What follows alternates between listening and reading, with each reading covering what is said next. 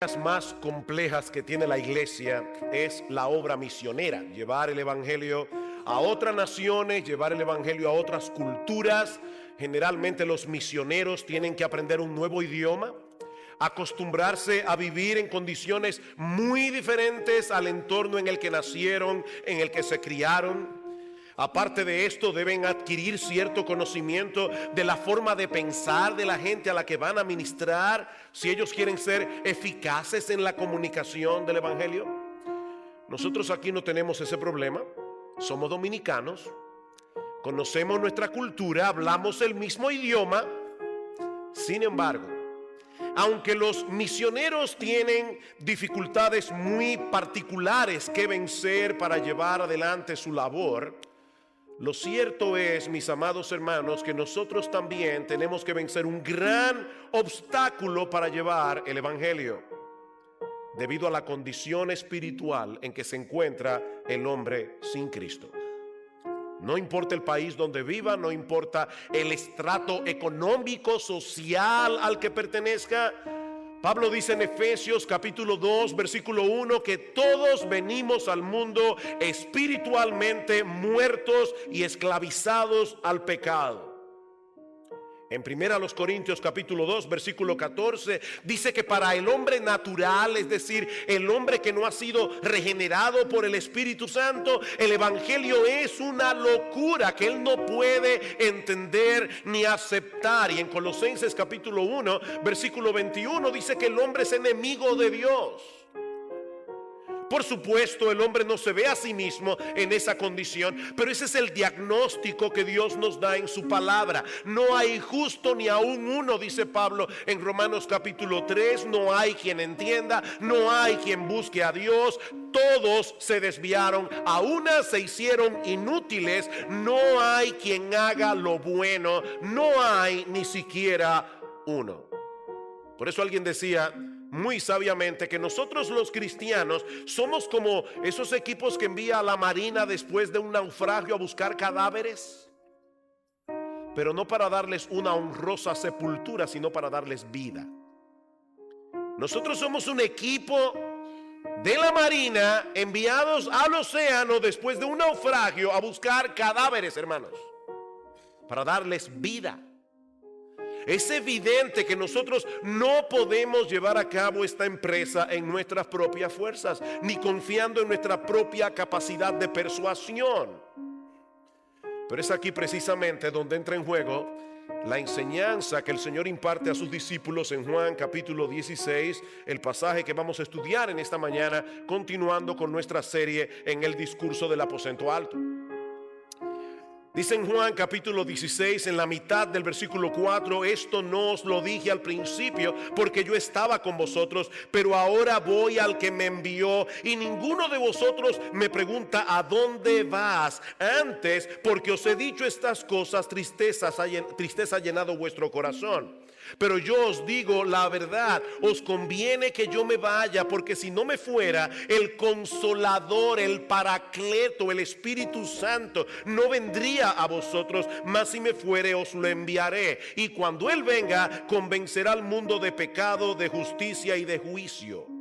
De pecado por cuanto no creen en mí, de justicia por cuanto voy al Padre y no me veréis más, y de juicio por cuanto el príncipe de este mundo ha sido ya juzgado.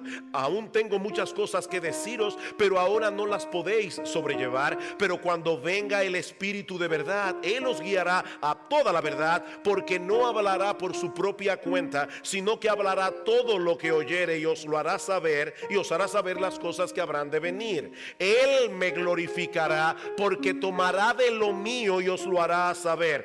Todo lo que tiene el Padre es mío, por eso dije que tomará de lo mío y os lo hará saber. La semana pasada nosotros veíamos que hay una hostilidad de parte del mundo hacia el creyente por causa de nuestra identificación con Jesús. Pero vimos también que el creyente tiene la responsabilidad de compartir el mensaje del evangelio a ese mismo mundo que le rechaza, a ese mismo mundo que puede llegar a ser agresivo y hostil en ocasiones. Juan capítulo 15 versículo 26, pero cuando venga el Consolador, Consolador, a quien yo os enviaré del Padre, el Espíritu de verdad, el cual procede del Padre.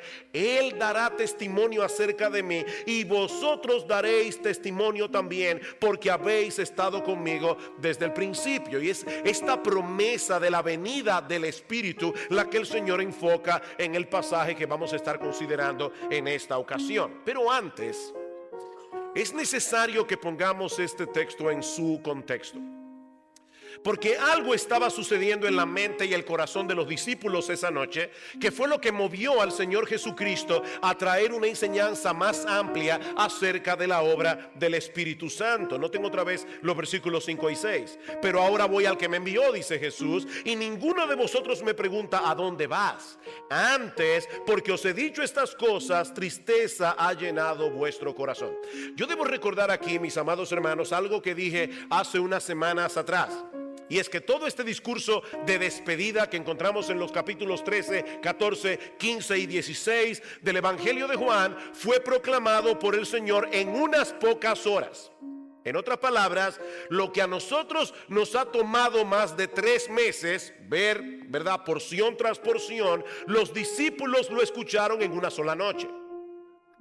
Así que no hacía mucho que se había dado la conversación entre Pedro y el Señor, que Juan nos narra en los versículos 33 al 36 del capítulo 13. Vayan conmigo allí una vez más. Dice Juan 13:33: hijitos, aún estaré con vosotros un poco, me buscaréis, pero como dije a los judíos, así os digo ahora a vosotros, a donde yo voy, vosotros no podéis ir. Y ahí es que el Señor le dice a los discípulos: un mandamiento nuevo os doy, que os améis unos a otros, que como yo os he amado, os améis unos a otros. Pero Pedro no escuchó ese nuevo mandamiento. Tan pronto Cristo dijo me voy y ustedes no me pueden seguir, la mente de Pedro se quedó conectada con ese pensamiento. Y dice en el versículo 36, le dijo Simón Pedro: Señor, ¿a dónde vas? Jesús le respondió: a donde yo voy no me puedes seguir ahora, mas me seguirás después. Y un poco más adelante Tomás vuelve a sacar a colación el mismo asunto. Juan 14:4. Cristo dice: y sabéis a dónde voy y sabéis el camino. Le dijo Tomás: Señor, no sabemos a dónde vas, ¿cómo pues podemos saber el camino? Y ahí es que viene esta famosa declaración de Cristo en Juan 14:6: yo soy el camino y la verdad y la vida, nadie viene al Padre sino por mí. Así que el anuncio de la inminente partida del Señor había impactado profundamente el corazón de los discípulos, de tal manera que ellos parecen incapaces de pensar en otra cosa. Ahora bien, yo no sé si ustedes notaron en estas lecturas que yo acabo de hacer una aparente contradicción que hay en este texto. ¿Se dieron cuenta? ¿No se dieron cuenta? Cristo dice en el versículo 5: pero ahora voy al que me envió y ninguno de vosotros me pregunta ¿a dónde vas? ¿Y qué fue lo que Pedro le preguntó? Señor, ¿a dónde vas? ¿Cómo que ninguno de ellos le pregunta al Señor ¿a dónde vas? Porque la intención real de los discípulos no era recibir una respuesta. Hay preguntas que no son preguntas. Hay preguntas que no son preguntas. Por ejemplo, imagínate que tú le prometes a tu hijo de 5 años: el sábado vamos a la playa. Y ustedes saben cómo son los niños. Esa noche él duerme con el tubo agarrado y con el traje de baño puesto. Amanece el sábado y surge un imprevisto en la empresa donde trabajas, tan y tan serio que tienes que atenderlo de inmediatamente, o de lo contrario el desastre será mayúsculo. Cuando tú le dices a tu hijo de 5 años que no van a poder ir a la playa porque tienes que irte a otro lugar, es posible que el niño te pregunte muy decepcionado: pero papi, ¿para dónde vas? Por supuesto, a él no le interesa que tú le respondas cuál es tu destino, porque esa no es su pregunta. Él está expresando la queja de su corazón. Él está expresando la perplejidad de su corazón, porque este cambio de planes lo afecta a él. Y eso fue precisamente lo que sucedió con los discípulos esa noche. Si bien es cierto que la tristeza de los apóstoles era una manifestación evidente de su deseo de estar con Cristo, al mismo tiempo revela una actitud sumamente egoísta y egocéntrica, porque toda la preocupación de estos hombres estaba centrada en ellos y no en Jesús ni en el significado redentor de su partida. Ya Cristo les había dicho en Juan 14:28: si me amarais, os habríais regocijado, porque he dicho que voy al Padre. Pero ellos no estaban experimentando ningún gozo en ese momento. Por eso Cristo dice en el versículo 6: antes, porque os he dicho estas cosas, tristeza ha llenado vuestro corazón. Y mis hermanos, esto debe ser una gran lección para todos nosotros. Porque muchas veces estamos tan centrados en nuestro propio mundo, muchas veces estamos tan centrados en los beneficios que podemos derivar del Evangelio, en nuestra relación con Jesús, que no ponemos atención a lo que Él dice. Y perdemos de vista por completo la forma como las cosas que suceden impactan el avance del reino de Dios. Si hay algo de lo que yo me he dado cuenta como creyente y como predicador, es que es muy fácil decir que la vida cristiana gira en torno a Cristo y no a nosotros. Eso es muy fácil. Es muy fácil repetir el Padre Nuestro: Señor, venga tu reino, hágase tu voluntad en la tierra como en el cielo. Pero lo que muchas veces hay en nuestro corazón es: Señor, venga mi reino y hágase mi voluntad. La realidad es, mis hermanos, que nuestro yo es como un imán poderoso que constantemente nos empuja fuera de Jesús para que gravitemos en torno a nosotros mismos. Y somos tan egocéntricos que muchas veces aún evaluamos la iglesia y el ministerio de la iglesia en función de nuestras necesidades. Si me gustó los himnos, si me gustó la prédica, si se cantó lo que yo quería, si las actividades de la iglesia tienen que ver conmigo, yo, no en función del reino de Dios y del Evangelio.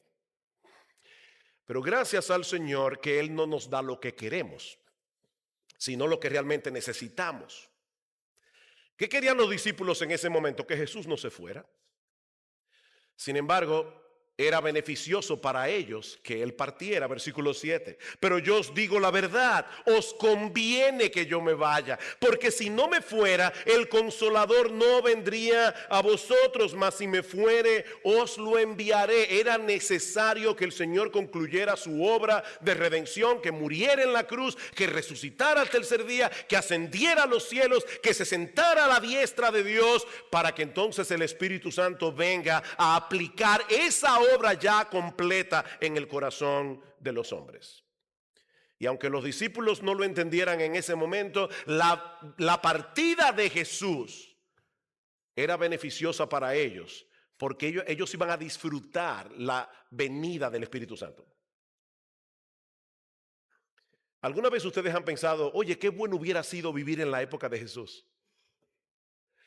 No, probablemente si tú vivieras en la época de Jesús nunca hubieras podido verlo. Hubieras tenido que viajar a no sé dónde. Jesús estaría rodeado de gente. Como dice Juan Carlos Rael, el cuerpo físico de Cristo solo podía estar en un sitio a la vez, mientras que el Espíritu Santo puede estar en todos los sitios a la vez, obrando en el corazón del creyente y a través de los creyentes obrando en el mundo. ¿Cómo podemos explicar que estos mismos discípulos, que muchas veces no entendían las palabras de Jesús, que iban a salir huyendo en el momento de su arresto, son los mismos que encontramos en el libro de los Hechos, unas semanas más tarde, predicando el Evangelio sin temor? A pesar de las amenazas de los líderes religiosos de Israel, ¿cómo explicamos ese cambio? El Espíritu Santo. El Espíritu vino sobre ellos en el día de Pentecostés, tal como Jesús lo había prometido, y el panorama cambió radicalmente. Dice en Hechos 4:31, todos fueron llenos del Espíritu Santo y hablaban con denuedo, con coraje, con valentía la palabra de Dios. Y en Hechos 5:41, después de haber sido azotados, dice que salieron gozosos del concilio, habiendo sido tenidos por dignos de padecer afrenta por el nombre. el Espíritu Santo. Pero el Espíritu Santo no se limita a obrar en los discípulos, sino también en el mundo. De hecho, nadie puede llegar a ser creyente a menos que el Espíritu Santo no obre en su corazón para traerlo a Cristo en arrepentimiento y fe. Y eso es lo que vemos en los versículos 8 al 11. Y cuando Él venga, convencerá al mundo de pecado, de justicia y de juicio. De pecado por cuanto no creen en mí, de justicia por cuanto voy al Padre y no me veréis más, y de juicio por cuanto el príncipe de este mundo ha sido ya juzgado. He aquí la solución al dilema que planteamos al principio. ¿Qué sentido tiene predicar el evangelio a personas que lo rechazan con todo su corazón? La respuesta de Jesús es: el Espíritu Santo es enviado al mundo para convencer al mundo. Y esta palabra convencer significa exponer, acusar, dejar sin argumento, convencer de culpabilidad. En otras palabras, Él se encargará de que muchos que ahora pertenecen al mundo vean su culpa, vean su vergüenza, de modo que puedan venir a Cristo en arrepentimiento y fe. Eso hace el Espíritu Santo. El Señor dijo en cierta ocasión que los sanos no tienen necesidad de médicos, sino los enfermos. Así que lo primero que hace el Espíritu Santo para traernos a salvación es hacernos ver que estamos en serios problemas, que necesitamos ser salvados. Es por eso que el Espíritu Santo viene para convencer al hombre de pecado, de justicia y de juicio. De paso, hermanos, noten que el texto no dice: cuando Él venga, convencerá al mundo de que Dios lo ama y tiene un plan maravilloso para él. Que Jesús es un gran amigo. Y que Él viene a resolver todos tus problemas. Él viene a quitar el vacío de tu corazón. No, Jesús puede hacer todo eso, pero lo primero que Él hace es convencerte de pecado, de justicia y de juicio. Ahora, ¿qué significa eso? Hermanos, este texto es uno de los textos más difíciles de todo el discurso del aposento alto. De hecho, hay mucha discusión entre los comentaristas acerca de qué significa eso que el Espíritu Santo hace. Yo creo que Donald Carson, en su forma de interpretar este texto, tiene razón. Así que yo voy a seguir sus pasos aquí. En primer lugar, el Espíritu Santo convence al mundo de pecado, de modo que puedan creer en Jesús. Dice: de pecado por cuanto no creen en mí. En otras palabras, para que el mundo vea su necesidad de creer en Cristo, tiene que percibir primero su propia pecaminosidad. Nadie va a confiar en Cristo a menos que se vea a sí mismo como un pecador culpable y condenado. Y el Espíritu Santo viene a convencer al mundo a través de la predicación del evangelio de que somos pecadores. ¿Recuerdan lo que pasó en Pentecostés cuando el apóstol Pedro predicó el primer mensaje? Dice que los judíos que estaban allí se compungieron de corazón y dijeron: varones hermanos, ¿qué haremos? Si Pedro hubiera predicado ese mismo mensaje 2 días antes, no hubiera pasado nada. Pero Pedro predicó y ya el Espíritu Santo estaba allí, convenciendo al mundo de pecado. Por eso yo decía el domingo pasado que si una persona nunca se ha visto a sí misma como alguien que merece la condenación del infierno, podemos estar completamente seguros de que esa persona no es cristiana.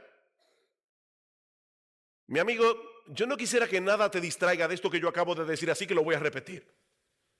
Si una persona nunca se ha visto a sí misma como alguien que merece la condenación del infierno, nosotros podemos estar absolutamente seguros, como si tuviéramos delante de nuestros ojos el libro de la vida, que esa persona no es cristiana. Con toda seguridad.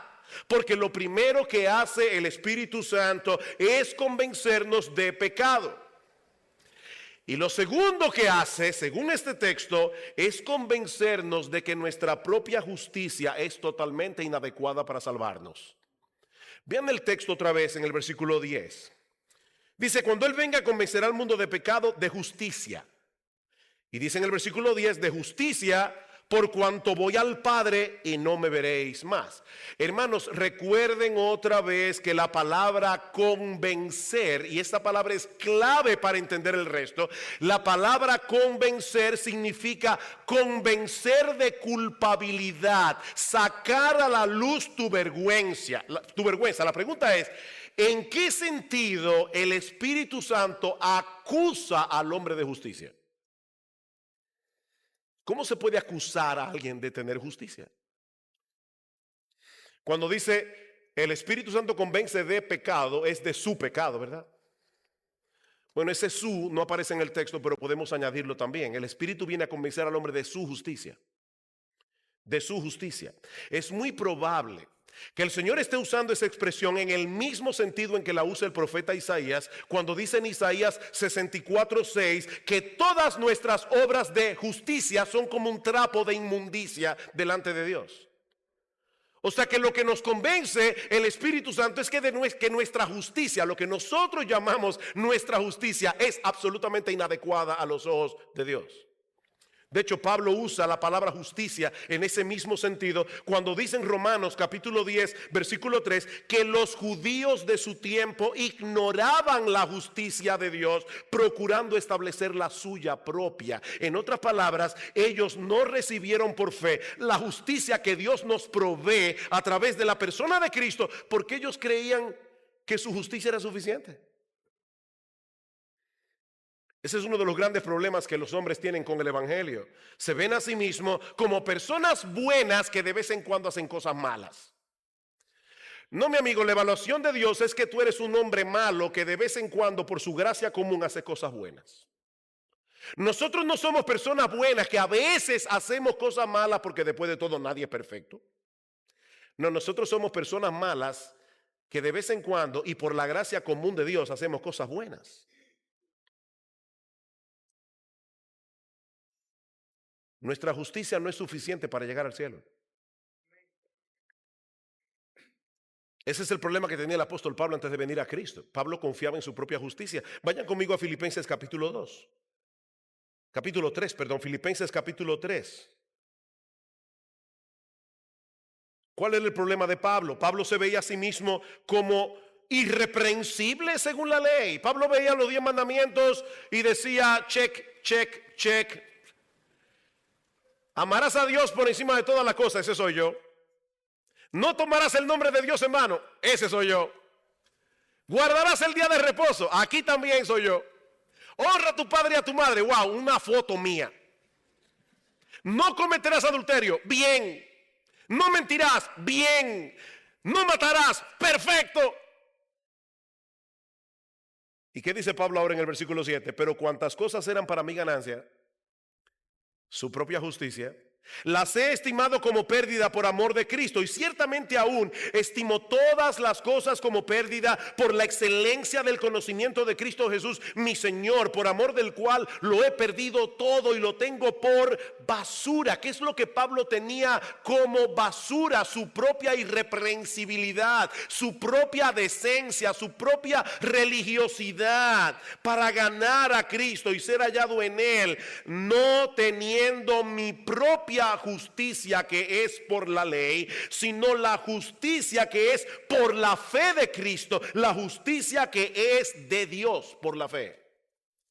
Es una justicia que es de Dios y que Él imparte cuando el pecador deposita su fe en Cristo. Mis hermanos, ¿qué fue lo que Cristo estuvo haciendo durante los 3 años y medio de su ministerio? Convenciendo a los judíos de que su justicia no era suficiente, como lo hizo con Nicodemo. Nicodemo llega a Jesús. Nicodemo era un hombre muy religioso, era un hombre muy decente. Si hubiera vivido en el día de hoy, sería miembro del club de los Rotarios de los Leones.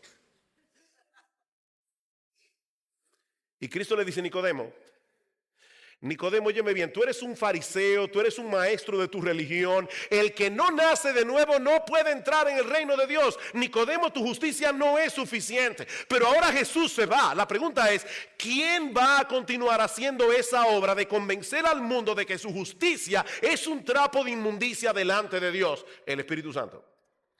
Él convencerá al mundo de justicia por cuanto voy al Padre y no me veréis más, dice Cristo. Ya yo no voy a estar aquí físicamente para seguir haciendo esa obra. Eso lo va a hacer el Espíritu Santo. Debemos hacerle ver al mundo que la buena noticia del Evangelio comienza con una mala noticia. Somos pecadores culpables y nuestras buenas obras no son suficientes para resolver ese problema. Mi amigo, nosotros no tenemos otra opción que dejar de confiar en nuestra propia justicia y recibir por la fe la justicia que Dios ha provisto en la persona de nuestro Señor Jesucristo. Él obedeció perfectamente la ley de Dios y luego murió en una cruz siendo inocente en representación de todos aquellos a quienes Él vino a salvar. Y aunque te parezca increíble, cuando una persona confía en Cristo, deposita su fe en Cristo, la justicia perfecta de Cristo es puesta en su cuenta por medio de la fe. Dios te ve como si nunca en tu vida hubieras roto un plato. Y te trata como merece ser tratado Jesús por medio de la fe. Por supuesto, para que un pecador vea las cosas de ese modo, tiene que experimentar un profundo cambio de mentalidad. Y eso requiere otra vez la intervención del Espíritu Santo. Juan capítulo 16. Dice, cuando Él venga, convencerá al mundo de pecado, de justicia y de juicio. Versículo 11. De juicio, por cuanto el príncipe de este mundo ha sido ya juzgado. ¿En qué sentido el Espíritu viene a convencer al mundo de juicio? A hacerle ver la culpabilidad de su juicio. A hacerle ver la vergüenza que deberían tener por el juicio que han hecho. ¿En qué sentido? La clave parece estar en lo que sigue diciendo luego. Viene a convencer al mundo de juicio por cuanto el príncipe de este mundo ha sido ya juzgado. Hermanos, ¿dónde fue juzgado el príncipe de este mundo? Obviamente en la cruz del Calvario. En Juan capítulo 12, versículo 31, mirando hacia la cruz, Cristo dice, ahora es el juicio de este mundo. Ahora el príncipe de este mundo será echado fuera. En otras palabras, lo que pareció una terrible derrota para Jesús fue en realidad una aplastante victoria contra el príncipe de este mundo. Cristo venció en debilidad, muriendo en la cruz del Calvario por nuestros pecados. Pero ¿saben qué? Ese no es el juicio que el mundo hace de lo que pasó en la cruz. El mundo no lo ve de ese modo. Cuando el mundo evalúa la muerte de Cristo en la cruz, hace un juicio equivocado de lo que realmente ocurrió allí. Pero entonces interviene el Espíritu Santo para darle convicción al pecador, no solo de que su juicio con respecto a Jesús es totalmente equivocado, sino también que es el producto de un prejuicio pecaminoso. O sea, el Espíritu Santo viene a convencer al hombre, no solo de que su juicio es erróneo, sino de que él razona equivocadamente por un prejuicio pecaminoso de su corazón. ¿Cómo así?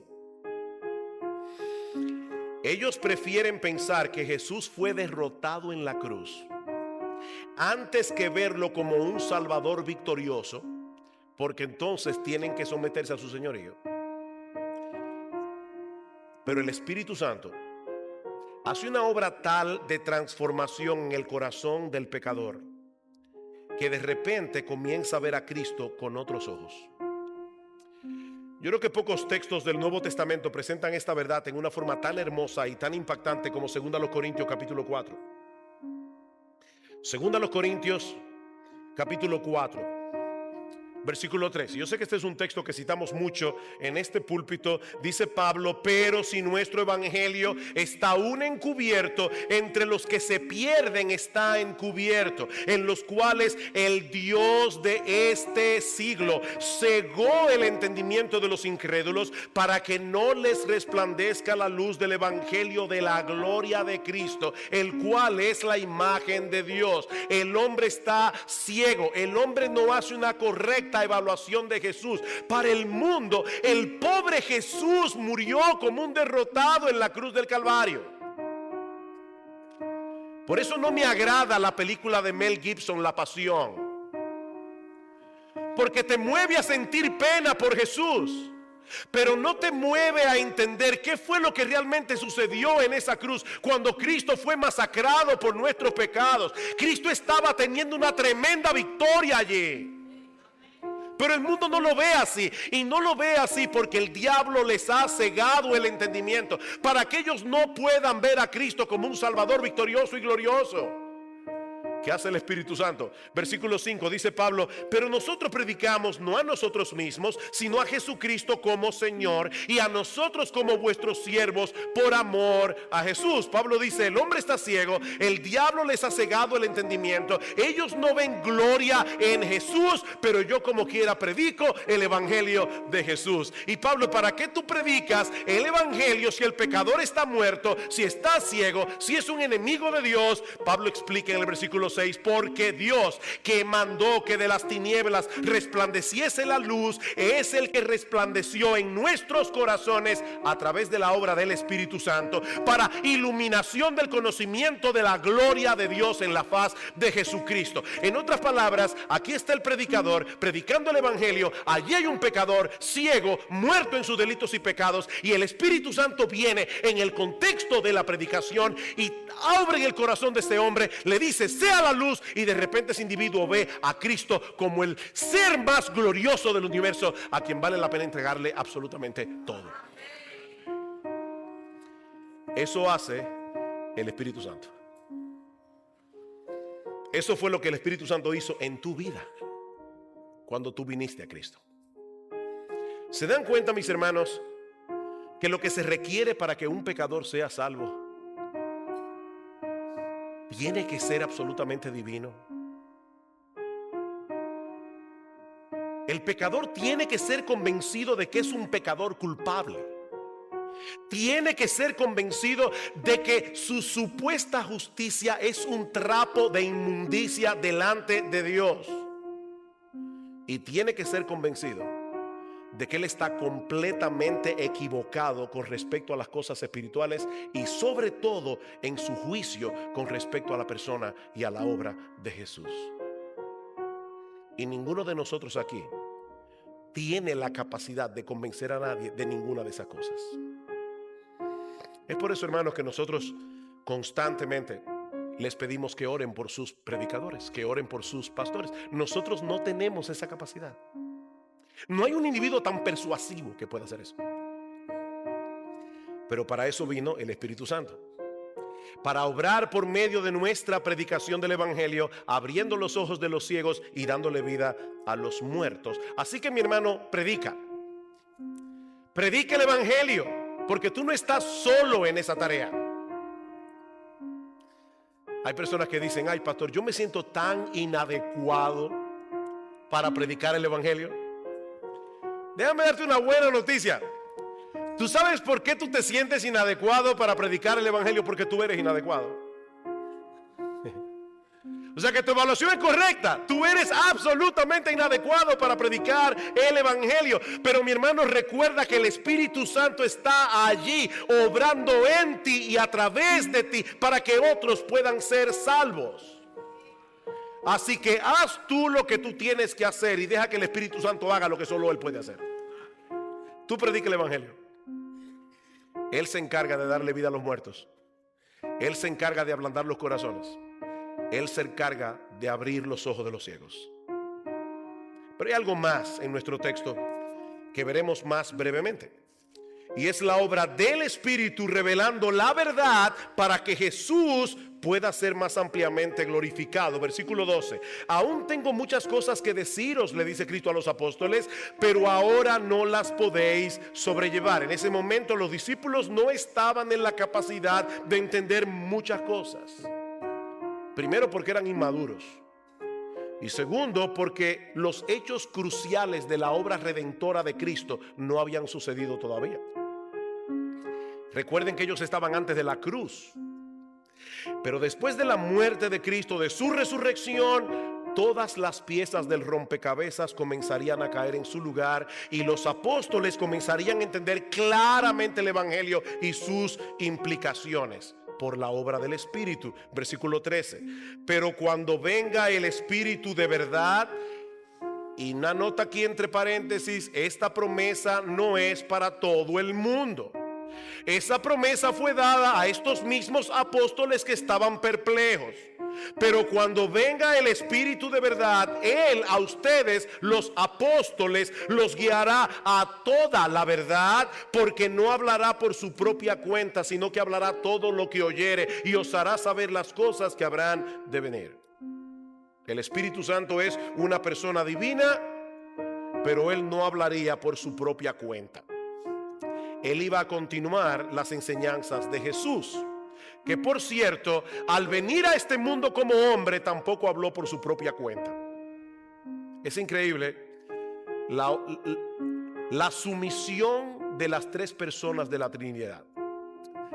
Hermanas, cuando se habla de sumisión, generalmente se piensa, ¿verdad?, en la sumisión de la mujer al hombre, pero hay sumisión en todos los estratos de la sociedad. Dios creó el mundo con autoridad. En el trabajo, en la iglesia, en el gobierno, en la casa. Y a nosotros nos molesta la palabra sumisión. Cristo vino al mundo a hablar lo que el Padre le dijo que hablara. Y el Espíritu Santo viene enviado por el Padre y por el Hijo para hablar lo que el Padre y el Hijo le dicen que hable. Y los tres son Dios, iguales en dignidad, iguales en autoridad. Dice el Señor en Juan 7:16: mi doctrina no es mía, sino de aquel que me envió. El que quiere hacer la voluntad de Dios conocerá si la doctrina es de Dios o si yo hablo por mi propia cuenta. El que habla por su propia cuenta, su propia gloria busca. Cada vez que tengo la oportunidad de hablar a predicadores, les leo este texto. Este es uno de los versículos que los predicadores deberían poner delante de su escritorio cada vez que se sientan a estudiar la palabra de Dios para predicarla a otros. El Hijo de Dios encarnado se cuidó de traspasar con toda fidelidad el mensaje que Dios el Padre le había encomendado. ¿Cuánto más nosotros? Hermanos, pararse en un púlpito es una tremenda responsabilidad. Nosotros tenemos que estar completamente seguros de que lo que estamos diciendo es lo que dice Dios. Porque las opiniones mías o de cualquiera de los pastores de esta iglesia, mis amados hermanos, no valen un centavo. Nuestras opiniones personales no sirven de nada. Nosotros venimos aquí para predicar la palabra de Dios, porque eso fue lo que hizo Jesús. Versículo 49 del capítulo 12: porque yo no he hablado por mi propia cuenta, dice Jesús. El Padre que me envió, Él me dio mandamiento de lo que he de decir y de lo que he de hablar. Así pues, lo que yo hablo, lo hablo como el Padre me lo ha dicho. Y en el capítulo 14, versículo 10: las palabras que yo os hablo, no las hablo por mi propia cuenta. Y ahora viene el Espíritu Santo enviado al mundo y no viene a hablar por su propia cuenta, sino a continuar enseñando lo que Jesús comenzó a enseñar cuando estuvo aquí. La verdad de Dios, que los discípulos necesitaban conocer acerca de la obra redentora de Cristo y de las cosas que iban a suceder como fruto de la obra redentora de Cristo. Por eso dice en el versículo 14 de Juan 16: Él me glorificará, porque tomará de lo mío y os lo hará saber. ¿A qué viene el Espíritu Santo? A glorificar a Cristo, tomando lo de Cristo, es decir, todo lo relacionado a su persona, a su obra, a sus enseñanzas, y hacérselo saber a los discípulos. Esto es una promesa similar a la que encontramos en Juan 14:26. Mas el Consolador, el Espíritu Santo, a quien el Padre enviará en mi nombre, Él os enseñará todas las cosas y os recordará todo lo que yo os he dicho. ¿Cómo los apóstoles pudieron muchos años después escribir los evangelios y relatar palabra por palabra los grandes discursos y las enseñanzas del Señor? El Espíritu Santo los inspiró para recordar esas cosas. Por eso les decía que esta promesa no es para todos. Nosotros nos beneficiamos de esa promesa porque ahora tenemos en nuestras manos el libro que los apóstoles, inspirados por el Espíritu Santo, escribieron. Pero fue a ellos a quienes Dios los guió a toda verdad, a toda la verdad que ellos necesitaban conocer acerca del Evangelio. ¿Saben lo que eso significa, mis amados hermanos? Que nuestro Señor Jesucristo es el centro de la Biblia. Cristo mismo dice en Juan capítulo 6, versículo 5:39: escudriñáis las escrituras porque a vosotros os parece que tenéis la vida eterna y ellas son las que dan testimonio de mí. O sea que el Antiguo Testamento habla de Jesús. De hecho, Él le dice a los judíos: si ustedes le creyeran a Moisés, me creyeran a mí, porque fue de mí que le escribió. El Antiguo Testamento habla de Jesús. ¿Recuerdan a los discípulos camino de Emaús cuando iban por el camino y comienzan a decirle a Jesús: ay, nosotros creíamos que este Mesías era el que iba a redimir a Israel de sus pecados? Y Cristo le dice: oh insensatos y tardos de corazón para creer todo lo que los profetas han dicho. Y dice: y comenzando desde Moisés y siguiendo por todas las escrituras, les enseñaba en todos los profetas lo que de él decían. Jesucristo es el centro del Antiguo Testamento. Pero ahora, en el discurso del aposento alto, Jesús les promete a los apóstoles la inspiración del Espíritu Santo para escribir el Nuevo Testamento y dar a los creyentes una mejor comprensión del Evangelio para la gloria de Jesús. Así que Jesús es el centro también del Nuevo Testamento. Versículo 14 otra vez: Él me glorificará porque tomará de lo mío y os lo hará saber. Todo lo que tiene el Padre es mío.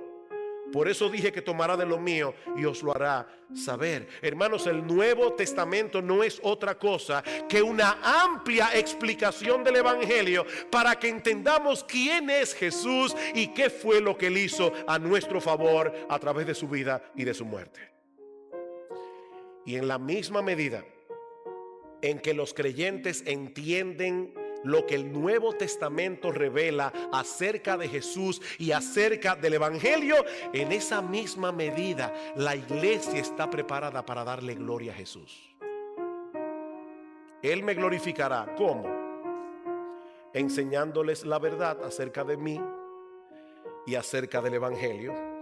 Es por eso que Donald Carson dice muy sabiamente que la enseñanza de este texto nos libra de dos extremos igualmente peligrosos y dañinos: el de un cristianismo emocional carente de doctrina y el de una ortodoxia fría carente de emoción.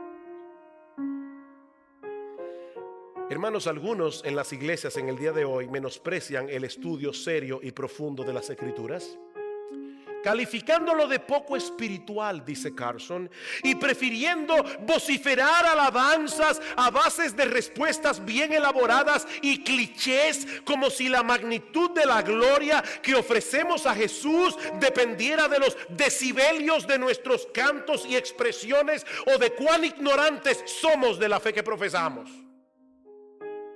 Mientras más bulla, más gloria. La doctrina no importa, eso es seco, eso es frío. Queremos un culto emotivo, queremos llorar de emoción cada vez que escuchamos hablar de Jesús. Así que vamos a decir: Jesús, Jesús, Jesús, tú eres lindo, glorioso, maravilloso. Aleluya. Y yo no estoy en contra de que digamos aleluya en el culto. Lo que estoy diciendo, mis hermanos, es que eso no sirve de nada. Eso no sirve de nada. Una emoción sin doctrina no sirve de nada. Pero por el otro lado, dice Carson, también están aquellos que menosprecian el gozo espontáneo de la adoración y el entusiasmo colectivo, considerando que tales cosas son meras emociones, como si la magnitud de la gloria que ofrecemos a Jesús depende de cuántas verdades podemos acumular en la cabeza. Pero ¿qué hace el Espíritu Santo? Él viene a revelar la verdad acerca de Jesús y acerca del Evangelio. ¿Para qué? Para glorificar a Jesús. Para que nosotros le demos gloria a Jesús. Mis hermanos, estos dos extremos son muy comunes en las iglesias en el día de hoy. Y saben que ninguno de los dos representa el verdadero cristianismo. Nosotros necesitamos la doctrina para tener un entendimiento más preciso de quién es Jesús y de qué fue lo que él hizo a nuestro favor. Pero saben que, amados hermanos de Iglesia Bíblica del Señor Jesucristo, nosotros debemos reaccionar apropiadamente a esa doctrina con un corazón gozoso, con un corazón agradecido, con un corazón obediente que se deleita en Jesús como su mayor tesoro. Ese es el cristianismo del Nuevo Testamento. Por eso los puritanos decían: necesitamos luz y calor. Luz y calor. Luz para el entendimiento, calor para el corazón. Los verdaderos adoradores adorarán al Padre en espíritu y en verdad, dice el Señor. Dios es espíritu, y los que le adoran en espíritu y en verdad es necesario que adoren. Oh, mis hermanos, que Dios nos libre, que Dios libre esta iglesia del emocionalismo y de los manipuladores emocionales que tanto abundan en muchas iglesias en el día de hoy. Que Dios nos libre, pero que Dios nos libre también de un cristianismo frío y cerebral, carente de gozo y de entusiasmo. El Espíritu vino a revelarnos a Cristo, iluminando nuestro entendimiento para que tengamos una mejor comprensión del Evangelio, no simplemente para que seamos ortodoxos en doctrina, sino para que seamos adoradores de Jesús, ardientes y apasionados. Para que ninguna cosa de este mundo pueda competir en nuestra devoción a Él. Y eso nos lleva de vuelta a la enseñanza de la vid y los pámpanos que veíamos hace unas semanas atrás en Juan 15. Mis hermanos, si nosotros queremos dar fruto, ¿tú quieres dar fruto en tu vida? ¿Tú quieres tener una vida cristiana fructífera? ¿Tú quieres luchar eficazmente contra el pecado que todavía mora en ti? No debemos concentrarnos primariamente en dar fruto. ¿Recuerdas eso? Si quieres dar fruto, no debemos concentrarnos primariamente en dar fruto, sino en permanecer en Jesús. Permanecer en Jesús, en mantenernos aferrados a Jesús, en dependencia de Jesús cada momento, cada día. Pero ¿saben qué, mis amados hermanos? Eso no ocurre en un vacío. Nosotros necesitamos adquirir una comprensión cada vez más precisa del Evangelio y vivir en consecuencia. Es de eso que se trata el Nuevo Testamento. El Espíritu Santo inspiró a los apóstoles a darnos todas esas explicaciones acerca de la obra redentora de Cristo, porque necesitamos entender el Evangelio y predicarnos el Evangelio y aplicarnos el Evangelio continuamente. Así que, mi hermano, conoce tu Biblia. Conoce tu Biblia, empápate de tu Biblia y pídele a Dios en oración que use ese conocimiento para darte un corazón apasionado por Jesús, porque toda la Biblia trata acerca de Él. Y si hay alguien aquí que todavía está confiando en su religiosidad o en su decencia, creyendo que por alguna de estas cosas será recibido en la presencia de Dios, mi amigo, déjame recordarte una vez más que el Espíritu Santo vino al mundo a convencer a los hombres de su pecado, de la insuficiencia de su propia justicia y del error de su juicio. Es imposible que un pecador llegue al cielo sin Cristo, porque en ningún otro hay salvación, dice Pedro en Hechos 4:12, porque no hay otro nombre bajo el cielo dado a los hombres en que podamos ser salvos. No hay otro nombre. Yo soy el camino y la verdad y la vida, dice el Señor. Nadie viene al Padre sino por mí. Ven y ampárate por la fe en la justicia perfecta de Jesús, en su muerte en la cruz del Calvario. Reconoce que eres un pecador culpable, porque todo aquel que viene a Él clamando por misericordia, misericordia recibirá. Todos tus pecados serán perdonados. Todos tus pecados te serán perdonados. El Señor te otorgará de pura gracia el don de la vida eterna en Cristo, pero tienes que confiar en Él exclusivamente. Así que, mi amigo, no te vayas de este lugar como llegaste. La puerta de la salvación sigue abierta para ti.